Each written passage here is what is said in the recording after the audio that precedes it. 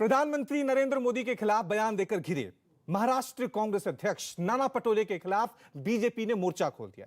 मुंबई के कांदिवली इलाके में पार्टी के कार्यकर्ताओं ने जमकर प्रदर्शन किया। प्रदर्शनकारियों में काफी तादाद में महिलाएं भी शामिल रही। इस दौरान वहां बीजेपी विधायक अतुल भतखलकर भी मौजूद रहे। हंगामे की जानकारी मिलते ही पुलिस भी वहां पहुंच गई और प्रदर्शनकारियों को शांत कराने की कोशिश की, लेकिन प्रदर्शन कर रहे बीजेपी कार्यकर्ता शांत होने के बजाय और भड़क गए, जिसके बाद पुलिस ने अतुल समेत पार्टी के कई कार्यकर्ताओं को हिरासत में ले लिया है।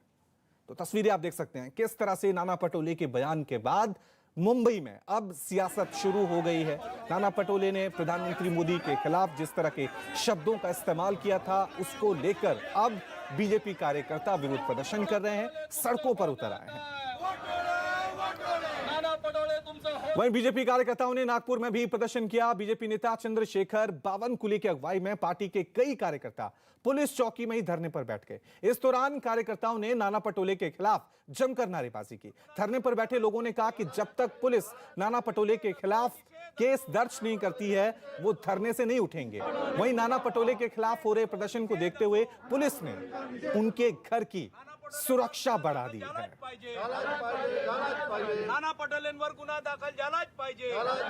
नाना पटोले इन्होंने माननीय पंतप्रधान मोदी जी के खिलाफ षड्यंत्रपूर्वक निंदाजनक स्टेटमेंट दिया है। नाना पटोले के कहने का मतलब ऐसा है कि मोदी जी के खिलाफ इस देश में कोई षड्यंत्र चल रहा होगा उनके जान को धोखा पहुंचाने का, उनको सपोर्ट करने जैसा है।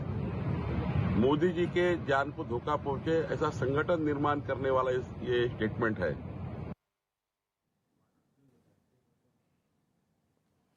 तो आप देख सकते हैं किस तरह से नाना पटोले के बयान के बाद अब बीजेपी ने यहां पर कांग्रेस को घेरना शुरू कर दिया है। दो तस्वीरें हम आपको दिखा रहे हैं मुंबई और नागपुर की, जहां पर बीजेपी कार्यकर्ता विरोध प्रदर्शन कर रहे हैं। इस विरोध प्रदर्शन के दौरान पुलिस के साथ बीजेपी कार्यकर्ताओं की झड़प भी हुई। मुंबई में यह घटना देखने को मिली। दूसरी तरफ नागपुर में आप देख सकते हैं बीजेपी के तमाम कार्यकर्ता अब यहां पर कांग्रेस को घेरते हुए उनके खिलाफ विरोध प्रदर्शन करते हुए नजर आ रहे हैं। वहीं बीजेपी नेता संबित पात्रा ने नाना पटोले के बयान की कड़ी निंदा की है। साथ ही कांग्रेस आलाकमान के रवैये पर भी सवाल उठाया। लोग प्रधानमंत्री नरेंद्र मोदी जी के खिलाफ भी जिस प्रकार के शब्दों का उच्चारण कर रहे हैं, प्रयोग कर रहे हैं, और जिस प्रकार का प्रयोग पंजाब में भी हुआ वो हमने देखा है। कल टीवी चैनलों के माध्यम से कांग्रेस पार्टी के अध्यक्ष महाराष्ट्र में नाना पटोले ने जिस प्रकार के शब्दों का प्रयोग आदरणीय प्रधानमंत्री श्री नरेंद्र मोदी जी के लिए किया है, मुझे लगता है उसे दोहराना भी उचित नहीं होगा। वो कहते हैं कि आवश्यकता पड़ने पर मैं मोदी को मार भी सकता हूं, मैं मोदी को गाली भी दे सकता हूं, मैं मोदी को मार भी सकता हूं, मैं मोदी को गाली भी दे सकता हूं। आज मैं राहुल गांधी और प्रियंका वाड्रा से पूछना चाहता हूं, भारतीय जनता पार्टी की तरफ से, या आपके पार्टी के इतने बड़े बड़े नेता मोदी जी के खिलाफ, देश के प्रधानमंत्री के खिलाफ जिस प्रकार का जहर उगल रहे हैं, एक बात बिल्कुल स्पष्ट है, पंजाब में प्रधानमंत्री के सुरक्षा के ऊपर जिस प्रकार का हमला हुआ, सुरक्षा में चूक हुई, सुरक्षा में टूट हुई, वो प्रयोग था, संयोग नहीं था। एक दिन पहले महाराष्ट्र कांग्रेस अध्यक्ष नाना पटोले के दिए गए एक बयान पर बखेड़ा खड़ा हो गया है। आरोपों के मुताबिक नाना पटोले ने यह बयान प्रधानमंत्री नरेंद्र मोदी के खिलाफ दिया था। यह बयान उन्होंने तब दिया था जब वो भंडारा जिले में कांग्रेस कार्यकर्ताओं से बात कर रहे थे, जिसका एक वीडियो भी सामने आया है। इस वीडियो में नाना पटोले प्रधानमंत्री मोदी को मारने और गाली देने की बात कहते सुने गए। म्हणून मी मोदीला मारू शकतो, त्याला शिवा देऊ शकतो, मोदी म्हणून माझ्या विरोधात प्रचाराला लागला शकत नाही, सीबीआय लावू शकत नाही। म्हणजे प्रामाणिक एक लीडरशिप तुमच्या इथं आहे, तर त्याला हे सगळे मिळून पैसे वाटले, आपली रणनीती करून याला चक्रव्यूहात फसवत असते नाना पटोले। नाना पटोले के बयान पर केंद्रीय मंत्री मुख्तार अब्बास नकवी ने भी पलटवार किया है। नकवी ने उनके बयान को शर्मनाक बताया।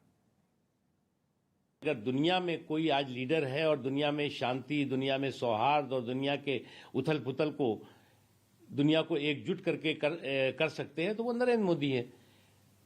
अब दुनिया जो है वो इस बात को सराह रही है और आप यहाँ कोस रहे हैं। मुझे लगता है इस तरह की जो कोई विकृत मानसिकता का व्यक्ति होगा जो प्रधानमंत्री नरेंद्र मोदी जी के लिए इस तरह के व्यक्तिगत शब्द बोलेगा।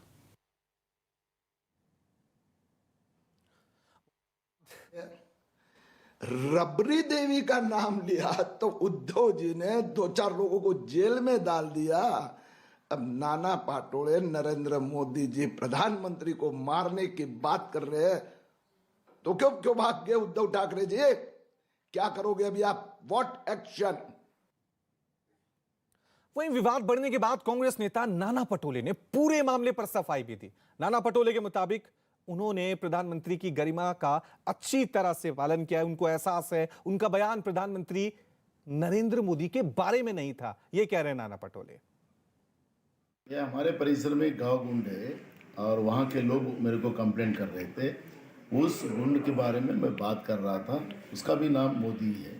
और जो बीजेपी जिस तरह से आतंडो कर रही है उसका कोई इस विषय से कोई अर्थ नहीं है। हमें पता है प्रधानमंत्री पद की क्या गरिमा होती है, वो देश के प्रधानमंत्री होते हैं। मैं नरेंद्र मोदी जी देश के प्रधानमंत्री के बारे में वो वक्तव्य नहीं किया हूँ। और पंजाब से बड़ी खबर आपको बता दें, जहां अवैध बालू खनन के मामले में चरणजीत सिंह चन्नी के करीबी रिश्तेदार के घर पर ईडी की रेड हुई है। अवैध रेत खनन पर ईडी ने पंजाब में बड़ी कार्रवाई की है। मुख्यमंत्री चरणजीत सिंह चन्नी के करीबी रिश्तेदार समेत कुल 12 जगहों पर यह छापेमारी हुई है। पिछले कुछ दिनों से पंजाब के राजनेताओं के बीच अवैध रेत खनन बड़ा मुद्दा बना हुआ था। पंजाब के मुख्यमंत्री चन्नी ने कहा है कि ईडी दबाव बनाने की कोशिश कर रही है। मंत्री, मुख्यमंत्री समेत हर कांग्रेस कार्यकर्ताओं पर दबाव बनाया जा रहा है। वेस्ट बंगाल के जब इलेक्शन हुए, ममता बनर्जी के रिश्तेदारों पे भी ऐसे ही अटैक हुए थे, सेम पैटर्न पे अब पंजाब में ईडी प्रेशराइज करने की कोशिश कर रही है, परेशानी दे रही है, हर तरीके से दबाव बनाया जा रहा है। खाली एक मंत्री पे नहीं, मुख्यमंत्री पे नहीं, हर कांग्रेस के वर्कर पे दबाव बनाया जा रहा है। ये अच्छा माहौल नहीं है लोकतंत्र के लिए। इलेक्शन आ गए तो इनको ईडी की रेडें याद आ गई, लेकिन हम ये सब दबाव झेलने के लिए तैयार हैं। परेशानियां जितनी देंगे उतनी लेने के लिए तैयार हैं।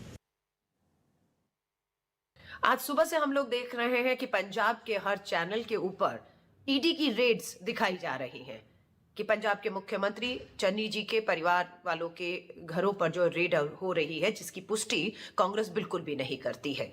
लेकिन हाँ, हम ये जरूर मानते हैं कि जब जब चुनाव आता है, जिन जिन राज्यों में चुनाव आता है, भाजपा अपनी हार की बौखलाहट से अपनी विपक्षी पार्टियों पर इस तरह की ईडी हो, सीबीआई हो, आईटी रेड चुनावी हथियार बनाकर करती रही है।